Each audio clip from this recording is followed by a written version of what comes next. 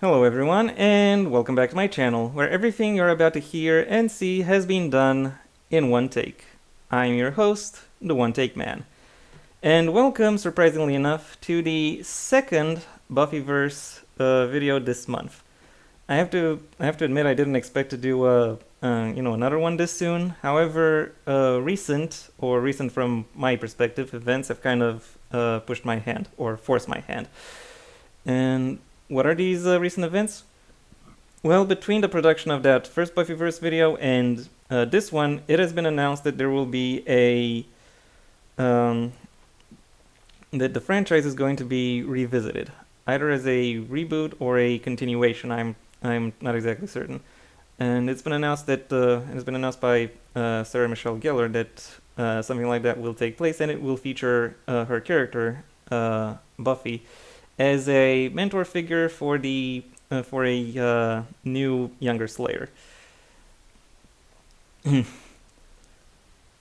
I have to say this piece of news is somewhat intriguing, and for me as a Buffyverse fan, I am looking forward to what can happen, but I am also not particularly chomping at the bit for to find out more. I am willing to I'm willing to let them cook, because I'm pretty sure the team behind it, as far as I've been told, will pull off something quite interesting. However, I am somewhat in the minority, and I have noticed various people coming up with their own own ideas, such as which characters from the show are likely to make another appearance, or what kind of storylines they could cover, stuff like that. But one thing that I've noticed gained a little bit of traction is what I'm about to do over the course of this video, namely what would Buffy the Vampire Slayer look like if it had to cast from the from the modern day pool of available actors. And that is the question I thought I would answer over the course of this video. It's not necessarily something I originally intended, but I am part of the Buffy the Vampire Slayer subreddit, or at least one of them, and and I've seen some really bad casting suggestions. Casting suggestions that were bad enough that they made me go, you know what, I can do better. And this is what I'm about to do. Hopefully better. And that being said, I'm not going to cast every single character that ever appeared on a Buffyverse show. I'm not going to go through 12 seasons of 12 seasons of TV in order to cast every single character. So instead, I have some criteria. Criterion number 1: I'm only looking at characters who have been introduced in the first 3 seasons. That means no Tara, no Connor, no Dawn, and in fact most of Angel's supporting cast will not show up over the course of this video. The second criterion is I am looking for characters who survived all the way up until the the end of the Buffyverse shows. So that means who have survived past the Angel series finale. That will exclude Wesley, Cordelia, Joyce, and yeah. Oh, and Anya, the last perhaps most notable absence. This, however, still leaves me with a lot of intriguing edge cases, such as, for example, Oz. He was introduced in the Buffyverse high school years, and as far as has been established, is still alive and kicking at the end of Angel. And however, I thought I would not include him within this video because because I don't think he really has enough appearances or enough of an influence over the course of the show to really make a difference in in order to really make a difference in how exactly it would function. So for that reason, he will not appear within this video. But I do have an idea for who would play him, namely Daniel Radcliffe. Anyway, with that excessive preamble out of the way, it's time I get going. Starting with Drusilla. Drusilla is a very interesting character from a conceptual standpoint, and in fact, as the actress who played her, Juliette Landau, revealed over the course of the casting call, when show creator Joss Whedon talked about her, he talked about how she is full of contrast. She's very earthy. She's very earthy, very connected to the world around her, but also quite a bit of an airhead. She can be soft and tender and almost motherly, but also also very sadistic. She holds multitudes, and is made up of a lot of contrasting features. And I really have to credit Juliet for how she managed to pull her off. But another more perhaps impactful thing about Drusilla is the fact that her background is from Victorian England, and therefore she has a lot of that. Let's say, tuberculosis chic, if I am to quote the Morbid Zoo, going on with her. She is very much a model figure within that society. However, she and it is that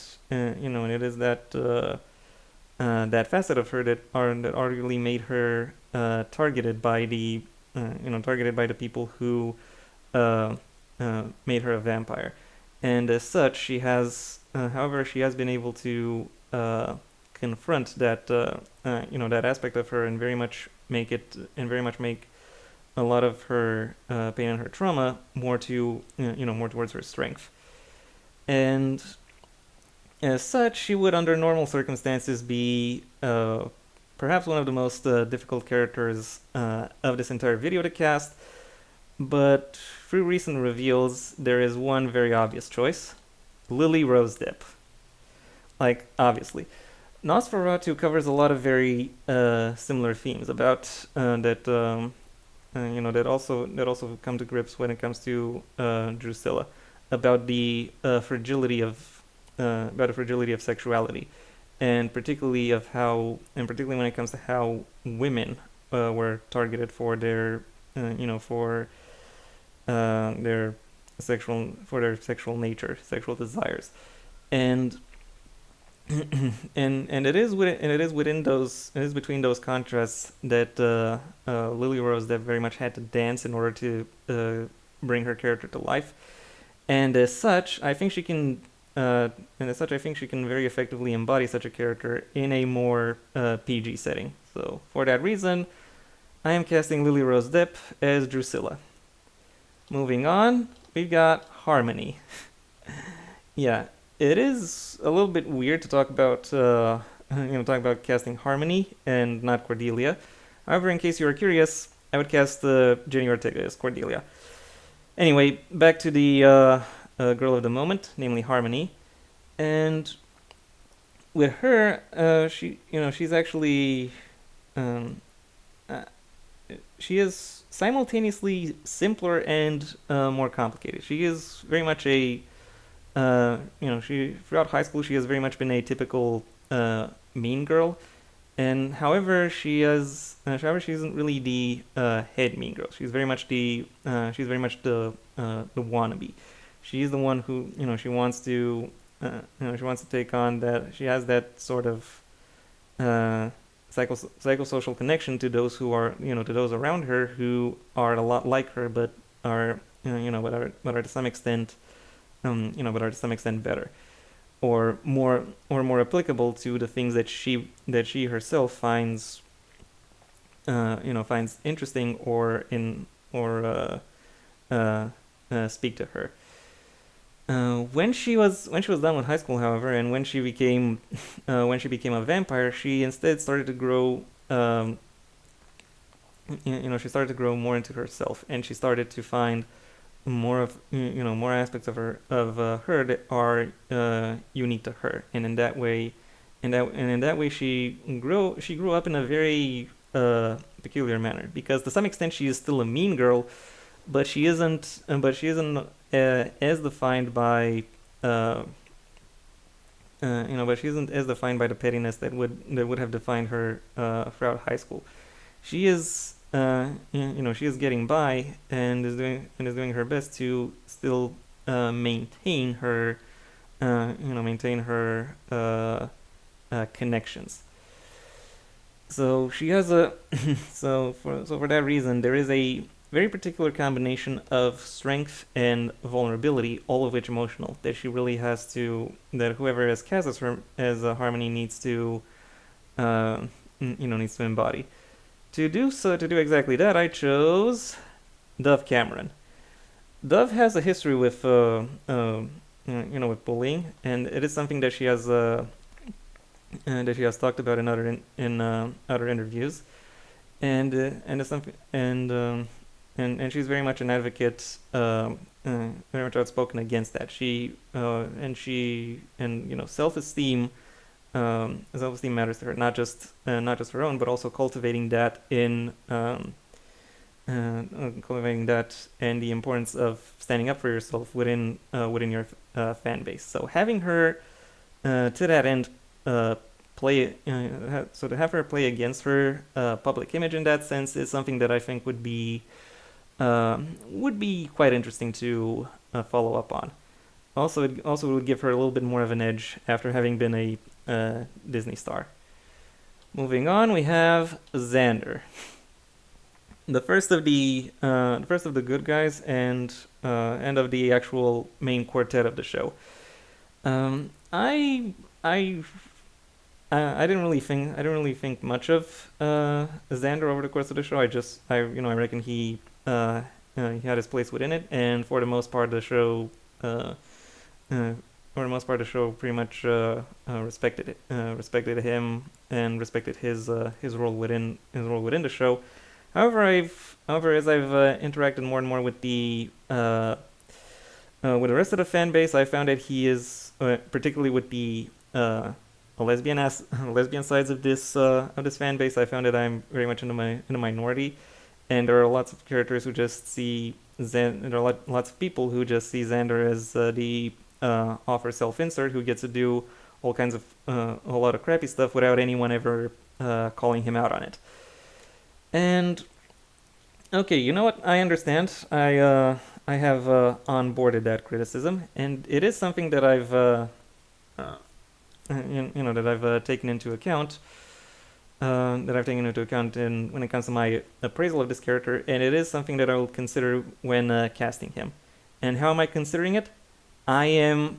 How am I considering it? Uh, I am looking into the fact that this is very much the creator Joss's self-insert character, and because of that, he may have been a little bit more lenient towards him than he would have been otherwise. However, you can still do quite a bit of stuff with the archetype that Xander represents. What is that archetype? Well, he is a very basic high school boy. He is awkward. He is brash. He doesn't know his limits, and he doesn't know where other people's limits are. He very much wants to um, find his own way. He wants to find one thing that he wants to find the thing he is most adept at. He wants to find out where his what exactly it is that he is strong. He has strengths, but he still has hang-ups with regards to how exactly he applies them. And the moment he gives up on those hang-ups, and the moment he stops looking for strength, is actually the moment where where it is that he actually finds it. Because he learns that his strength doesn't come from subscribing to typical ideas of manliness, but more towards uh, supporting others and utilizing and utilizing his intellect and his intellect in combination with his heart that much more. It's maybe not a delicate character art to cover, but it is one that can surprisingly backfire quite a lot. So I'm looking for a character who can, or for an actor who can very effectively embody that. And my choice is Dean Charles Chapman. Yeah. Sorry for the peeking, by the way. So yeah, the young King Tommen has had a perhaps similar character arc. He went down. However, his ultimate resolution was not as positive, and I think giving Dean something to something more to flex his muscles with, and something that would really end up showcasing more of what he can do is something he'll appreciate. And if I were to look at, and I'm not particularly familiar with his career post Game of Thrones, but still I know that he has been quite effective during that show, and given I am of the opinion that he has still received roles, it is quite likely that he still has that potential skill level, and I think he could be able to pull off that maturation process a little bit better within a potential modern day remake. So Dean Charles Chapman as Xander. Moving on ahead, we have Angel. Angel is Angel is another character that is pretty much every character I'm going to talk about is complex in some way, so I probably shouldn't keep bringing this up. I will say that from a casting perspective, he does present the one specific challenge: the fact that he is supposed to be the son of an 18th century Irish merchant, and as such, I am typically when it typically comes to these casting videos, when it comes to this casting video in particular, I was ready to go full colorblind, because the show takes place in California, and California is one of the most and California is second only to Hawaii in terms of its racial diversity within the United States. But I can't really do that with Angel because of his background, so I really have to look at white actors only. That's perhaps not particularly deep of a challenge. So what else about Angel is a challenge? Well, the primary thing that comes to mind is his remorse. He has held a reputation of being one of the most fearsome vampires for a long time, until a curse pushed him, forced him to regain his soul, and therefore he has a different context for all of the atrocities that he has committed, and because he has, and it is him having to confront that that context that allows him to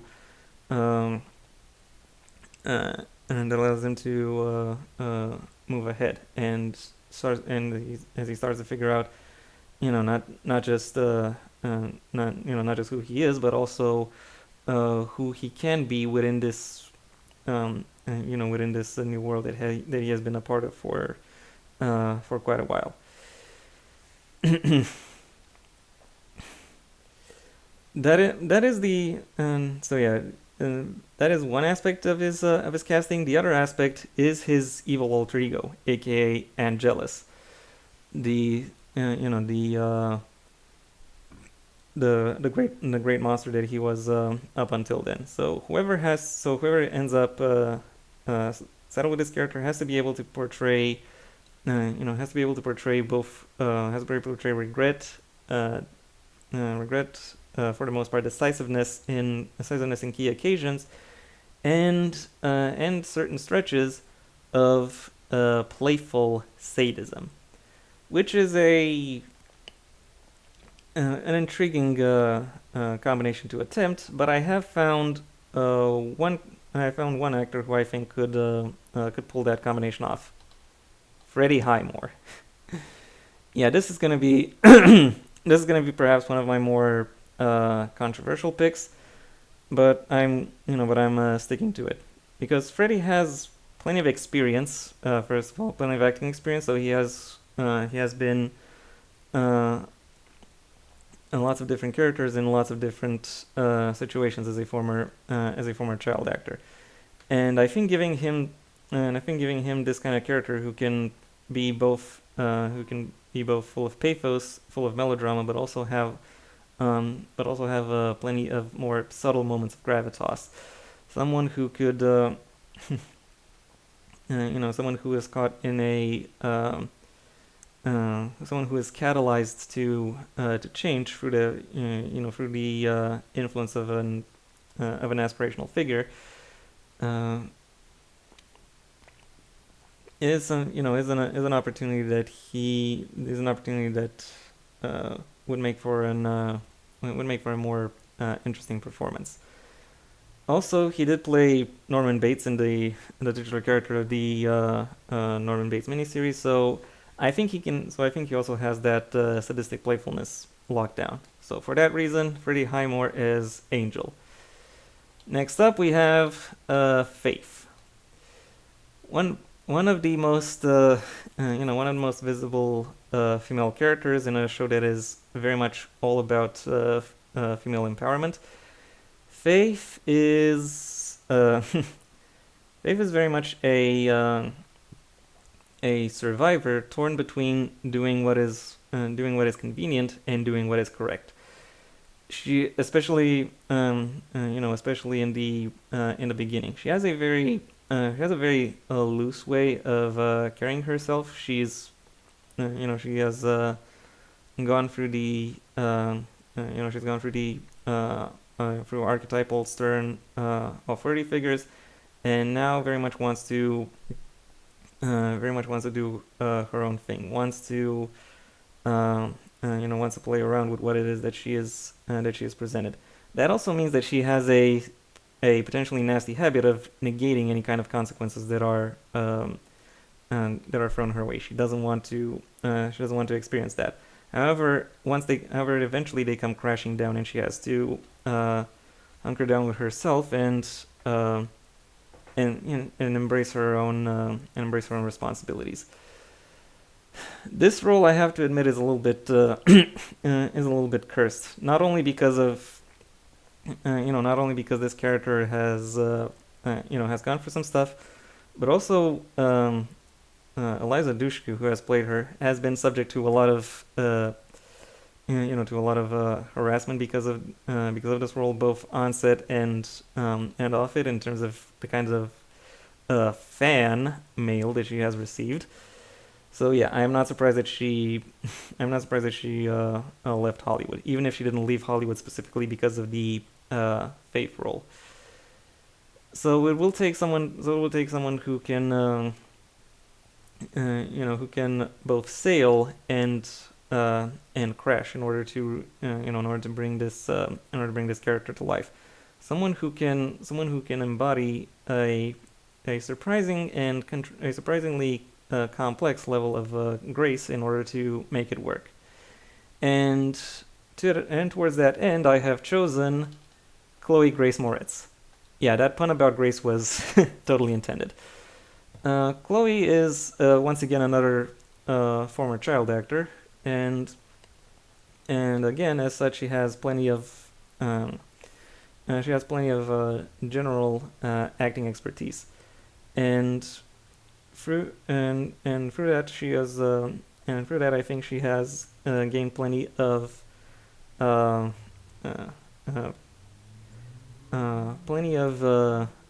emotional maturity. Her performances are more. She can portray characters who are more multidimensional, who have those layers of development to their maturity, and to the extent in which they in which these characters sink or swim. She has a good grasp on what it is that takes, and she has, as far as I'm aware, also had an occasionally conflictual relationship with her, with her fan base. So for that reason, I think Chloe is very well equipped to take on the role of Faith. Next up, we have Spike. One of three, one of three vampire characters I'll be mentioning. The last of the three vampire characters I'm going to mention over the course of this video. And it has to be said, he is also the character who I think has the... I'm not sure if he's the overall best character of the franchise, but he is the character who has the best development of any other character. And I actually had something for him.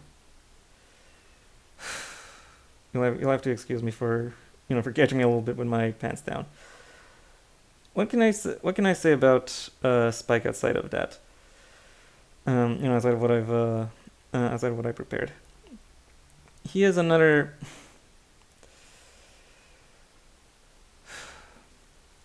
Spike is another character who has an ample amount of backstory, and that backstory, unlike others, doesn't really highlight him as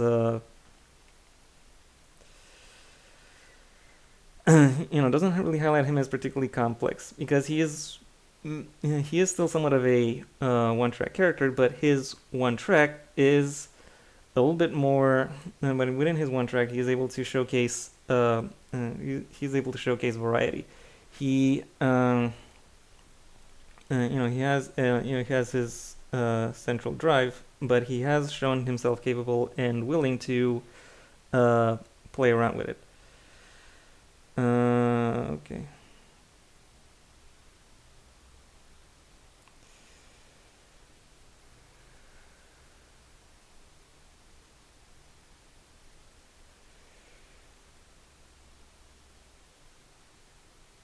Oh yeah. If you're in any way familiar with Spike, this shall seem familiar. You're not friends. You'll never be friends. You'll be in love till it kills you both. You'll fight and you'll shag and you'll hate each other till it makes you quiver, but you'll never be friends. Love isn't brains, children. It's blood. Blood screaming inside you to work its will. I may be love's bitch, but at least I'm man enough to admit it. That's who Spike is. Spike is a character who is defined by his passion, by his drives. That makes him an interesting character because he goes out and does stuff, because he wants to get stuff done.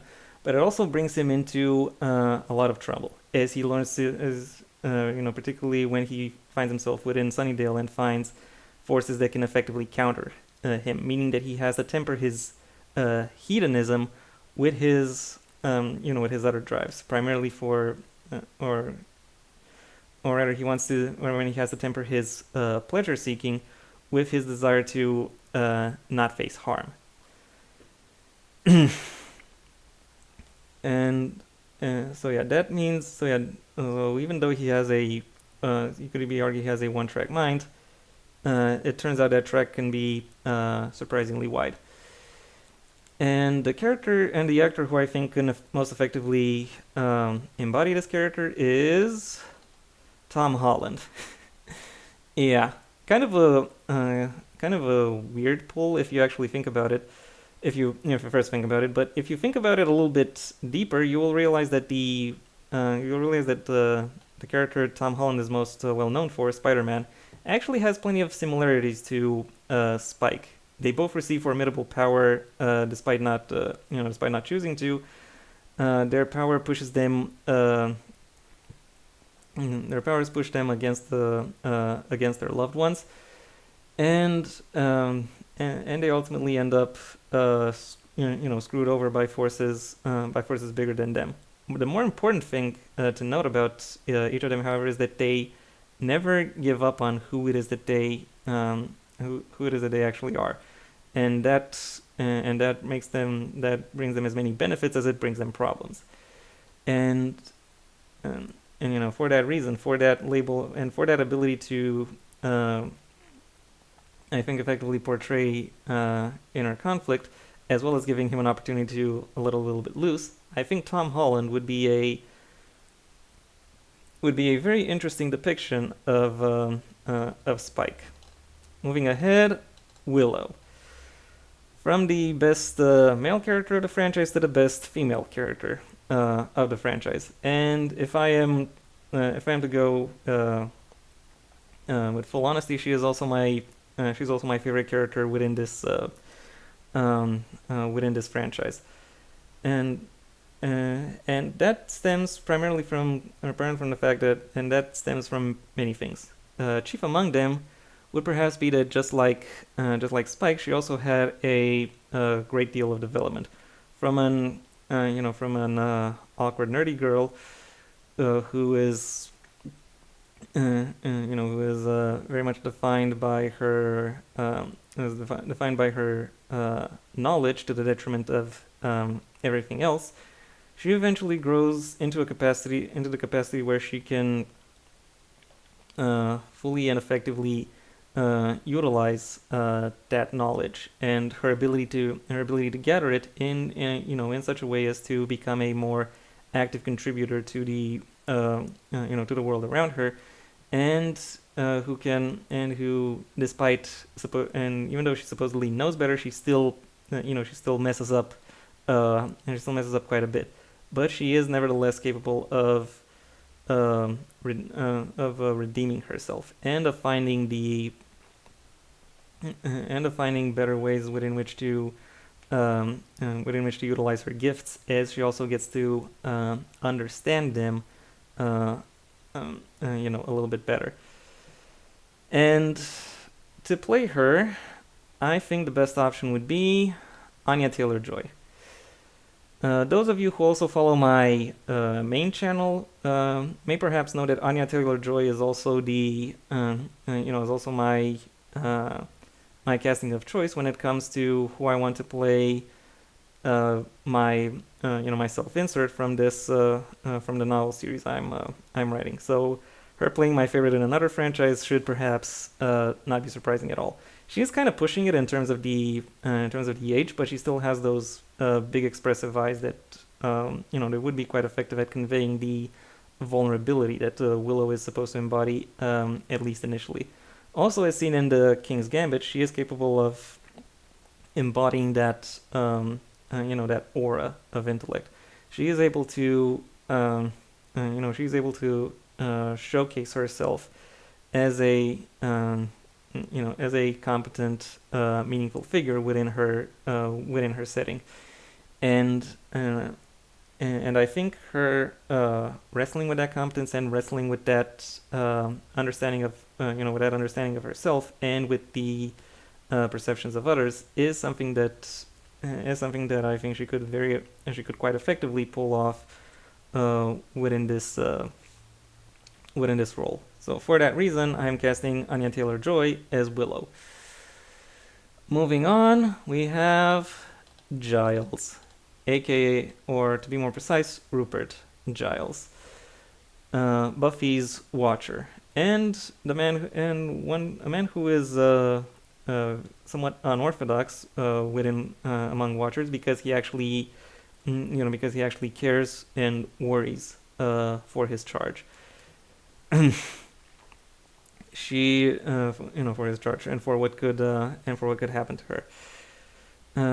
He is very much the father figure that she is otherwise denied from having. Yeah, so he is able to embody a surprising degree of warmth and tenderness. But primarily he is known for his wisdom, for his knowledge base, for how he is, and for his capability of presenting and handling not just himself, but a variety of other things within the setting. what also distinguishes him is the fact that he has a somewhat more dangerous edge from his youth. If you'll remember his if you'll remember his friendship with Ethan the Ripper, Rain. No, wait. Giles was actually the Ripper. Yeah. So he has. So again, he has this more. So he has this more dangerous edge that he can call upon, and he has his own. And he has his moments where he can be absolutely ruthless. And he is absolutely ruthless. However, for the most part, those moments are tempered with his more with his warmth and with his ability to see the bigger picture. And when it comes to casting him, it might be very tempting to call Anthony Stewart Head against, just so he plays the same character but older. I'm not particularly interested in that. One casting I've noticed was Pedro Pascal. Because they're the same age, and he kind of always tends to play badass older figures, especially older figures who are in charge of who have a young charge to look after. However, I don't really think Pedro is not a good choice, because he doesn't really embody that necessary contrast between detachment, warmth, and danger that I think could really work. Benedict Cumberbatch was also an actor I considered. However, I think you would make it more of a Dr. Jekyll, Mr. Hyde kind of situation, where he where these different facets of this character are fundamentally different characters occupying the same body. I'm looking for someone who can more effectively embody that multifaceted nature of Giles. And for my money, the actor most well suited for that is Cillian Murphy. First of all, look at the drip.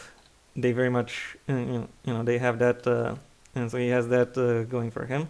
Giles has a lot of, Giles also has plenty of drip going in his favor.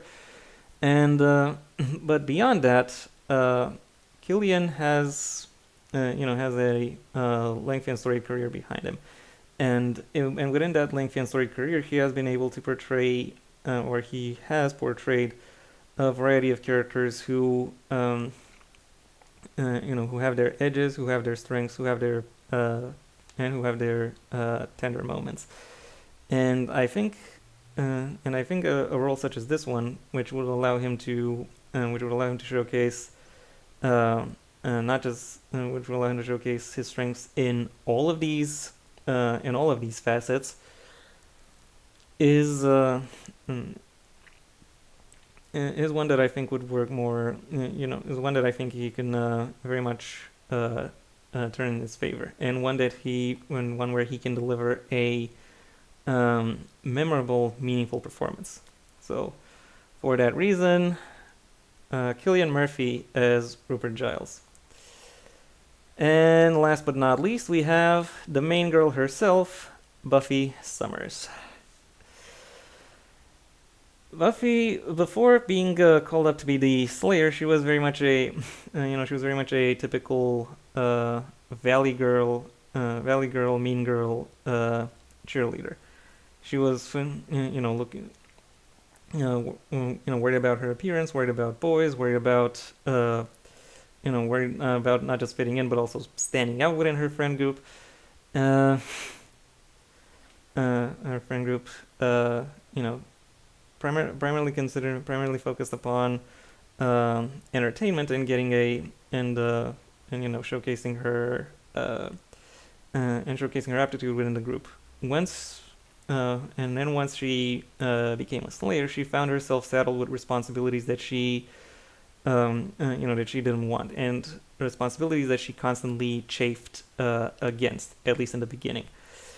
And over time, however, she realizes that she is better off embracing those. She is better off embracing that, because if she won't, then no one else will.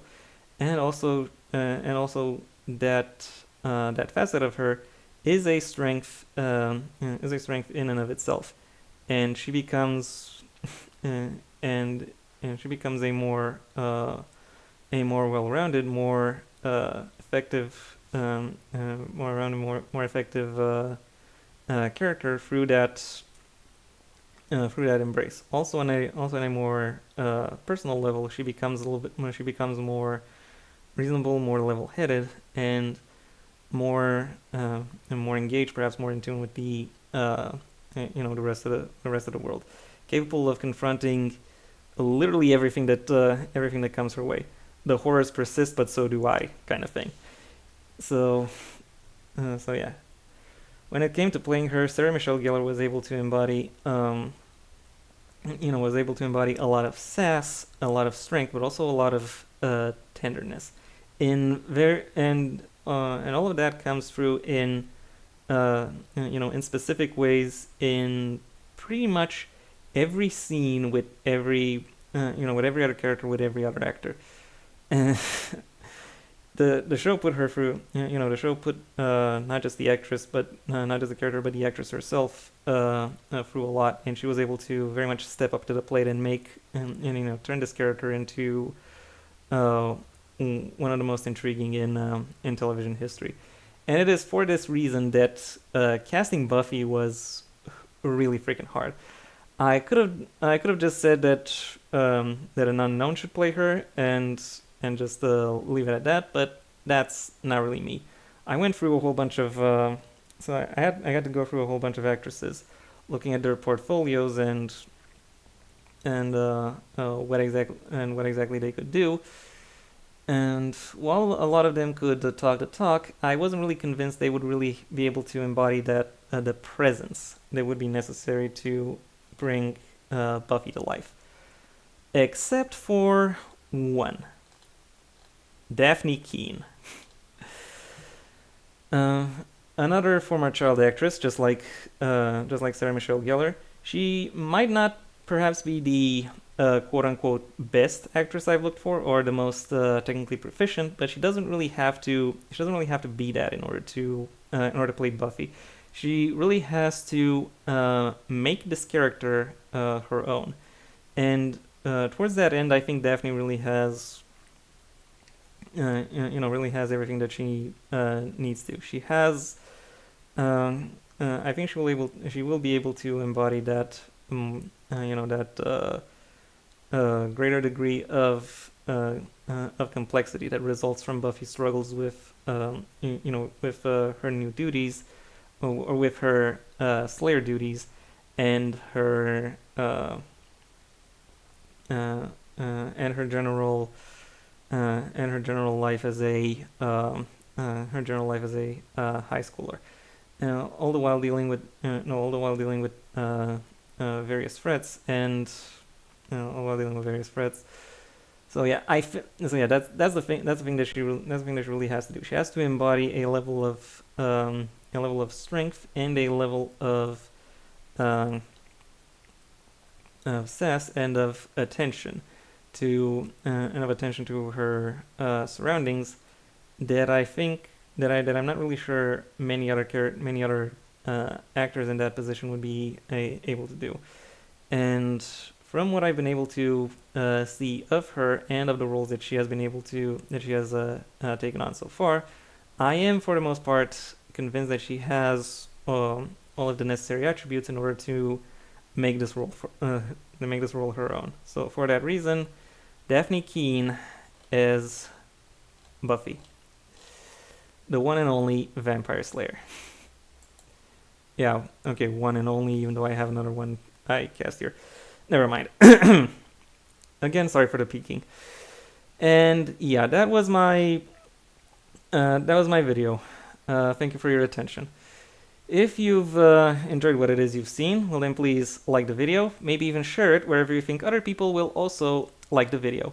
If there is anything you'd like to add, either to the idea of a modern day remake or to my particular casting choices, that is what the comment section is for. And if you want to see when my next video gets released, well then please subscribe. And ideally also ring the bell or do whatever else YouTube will ask of you in order to keep you notified. As I've already mentioned, I also have a main channel where I talk about book-related and literature topics, a link to which you can find in the description down below, right past my social media links, which I also suggest you check out should you choose to. If my thoughts on the printed word medium are not of interest to you, then I suggest you stay on this channel and go through my extensive backlog of talking about TV shows, movies, video games, politics, or really anything that that crosses my mind. If that doesn't interest you either, then I suggest you go ahead and do whatever you want the rest of your day, because it is your day after all. And yeah, that was all I had to say. Until next time, I have been the One Take Man.